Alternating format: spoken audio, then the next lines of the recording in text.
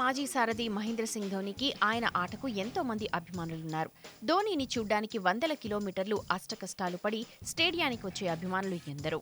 అలాంటి ఆటగాడు బ్యాట్ పట్టుకుని మైదానంలోకి అడుగు పెడుతుంటే స్టేడియం హోరెత్తిపోవడంలో ఆశ్చర్యమేముంటుంది. శుక్రవారం కూడా ఇలాగే స్టేడియం దద్దరిల్లిపోయింది. ధోనీ ధోనీ అంటూ అభిమానులు కేకలు వేయడంతో స్టేడియంలో శబ్ద తీవ్రత 95 డెసిబెల్స్ దాటిందని, దీంతో తన యాపిల్ వాచ్ అలర్ట్ చేసిందని సౌత్ ఆఫ్రికా ఆటగాడు డి కాక్ భార్య శాషా చెప్పారు. దీనికి సంబంధించి శాషా ఓ ఫోటోని ఇన్స్టాలో షేర్ చేశారు. శబ్ద తీవ్రత ఓ 10 నిమిషాలు అలాగే కొనసాగితే తాత్కాలికంగా వినికిడి లోపానికి గురయ్యే ప్రమాదం ఉందని యాపిల్ వాచ్ హెచ్చరించిందని తెలిపారు.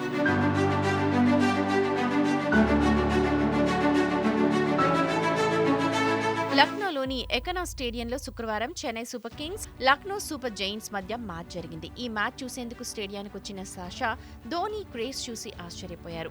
సిఎస్కే తరపున చివరి ఓవర్లలో ధోనీ బ్యాటింగ్ వస్తూ ఉంటే ఎకనా స్టేడియం మొత్తం దద్దరిల్లిపోయిందని చెప్పారు. ధోనీ ధోనీ అంటూ అభిమానుల అరుపులతో శబ్ద తీవ్రత పీక్కు వెళ్లిపోయిందన్నారు.